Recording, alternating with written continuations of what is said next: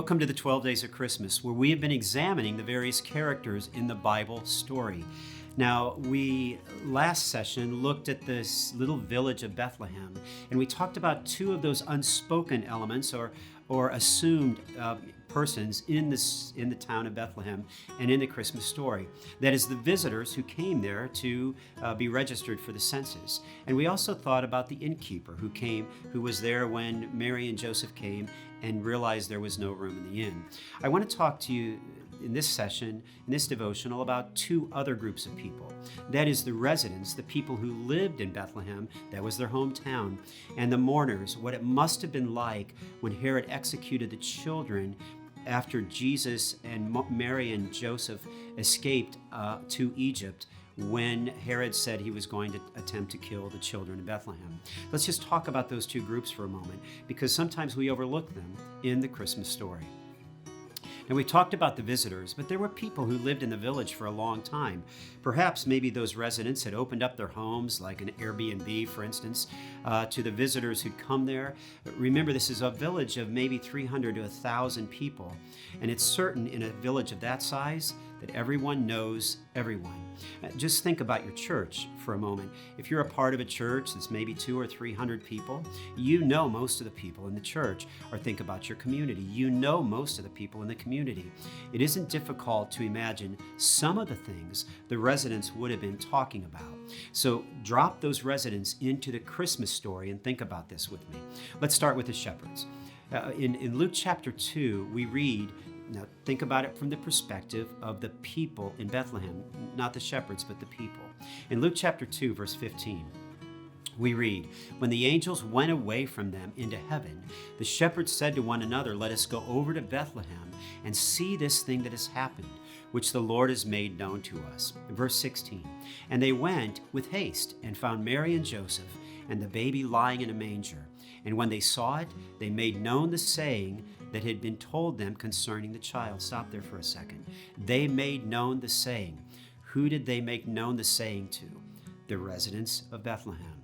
And all who heard it, that is, those people who lived in Bethlehem, wondered at what the shepherds had told them. Now, when you read the word wondered, it can sound kind of inquisitive. I wonder about something. But the Greek word is actually more awe-inspiring than that. It's sometimes translated as the word amazed, astonished, surprised, astounded. It means to marvel. So the New Testament speaks of the shepherds coming to the birth of Christ and then telling the residents of Bethlehem about it in such a way that the people themselves are awe-inspired, amazed, astonished at the story. Just think about that for a second. If you had been a resident in Bethlehem, you might have even come out to see the baby based upon the testimony of the shepherds. And remember that as Jesus enters, still living in Bethlehem for a year and a half there, as he enters into the toddler stage, people would have been talking about him. But remember, after they've lived in Bethlehem for a short period of time, the wise men show up. Now remember, the wise men, or the magi as we know them in Matthew chapter 2, are those who came to Jerusalem first. And when they came to Jerusalem, a city of 100,000, they stirred up all of Jerusalem. All of Jerusalem was troubled, we read, and stirred up, as was Herod. So imagine, whatever these men look like, however they came with all of their regalia, they stirred up an entire city. So when they come to a small village of 300 people, you can imagine the same things happens. So think about this. You had been a resident of Bethlehem. You knew there was this baby that there had been something special about. You knew that as he grew up, you watched him in his toddler years because he was still there. And as all of that is happening, in comes this entourage of men who are looking for the baby king to worship. There are some hints in the Matthew 2 story that Jesus had been there for a while. For instance, in Matthew chapter 2, verse 10, we read of the wise men that when they saw the star, they rejoiced exceedingly with great joy. And going into the house, notice they didn't go into the stable, they went into a house. They saw the child with Mary, his mother. Notice the term child, not a baby, not an infant, but a child. And then opening their treasures, they offered him gifts, gold and frankincense and myrrh. So it's a house, not a stable. Obviously, Joseph has found a more permanent residence for them during those years. And while that's important to remember, I just want to remind you that the residents would have known that this baby, this now toddler, who is a part of their little village, that he's been there. Now, there's another clue to Jesus' age when the wise men come, and that is that when Herod gives the orders, he orders that little boys 2 years old and younger be killed in Bethlehem, meaning Jesus was likely a toddler when the wise men came to visit. It isn't difficult, is it, to imagine the villagers starting up all of those rumors again when the wise men appear in the little village. And then there's the star. Whatever body of light it was, whatever expression it was, it came to stop over Bethlehem.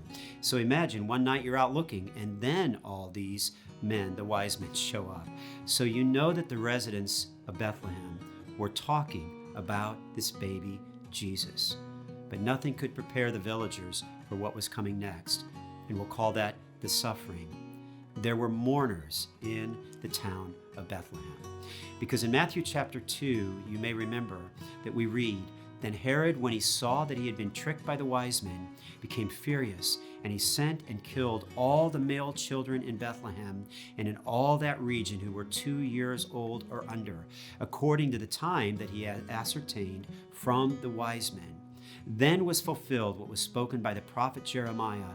A voice in Ramah was heard in Ramah, weeping and loud lamentation, Rachel weeping for her children. She refused to be comforted because they are no more." There was tremendous suffering in the town of Bethlehem. Now, archaeologists have estimated that in a village of 300 people or so, you would be talking about 15 to 20 toddler little boys that would have been executed. And that may feel like a smaller number than what you may have been expecting, but remember the smallness of the village of Bethlehem. Everybody knew everybody. And so when one person grieved, everyone grieved. And frankly, nothing I know in all of my experience as a pastor is as painful as the death of a child, particularly a young child. And in this case, they were senselessly slaughtered out of the jealousy of an insecure king. The text speaks of the weeping of Rachel. Rachel was one of the wives of Jacob, 2,000 years earlier. In fact, Rachel's life and her story is different than her Israelite ancestors. She alone had only a grave and never a home, had never lived in the promised land. You may remember that she died, Genesis 35:19, on the way to the promised land. And she died in childbirth, giving birth to Benjamin, crying as her son was born. Rachel's death in childbirth makes her deeply credible as an example of the profound extent of a mother's love. Imagine, Rachel is thinking as she's dying, I'll never have a chance to see him grow up. That's the same idea that these mothers had in Bethlehem of their children that had been slaughtered by Herod. I'll never have a chance to see them grow up, which is why the prophet Jeremiah speaks to the issue and why that's quoted in the gospel record. Two groups to think about: those people who lived in Bethlehem and those people who suffered in Bethlehem, a precursor, as it were, for what Christ himself would do on our behalf.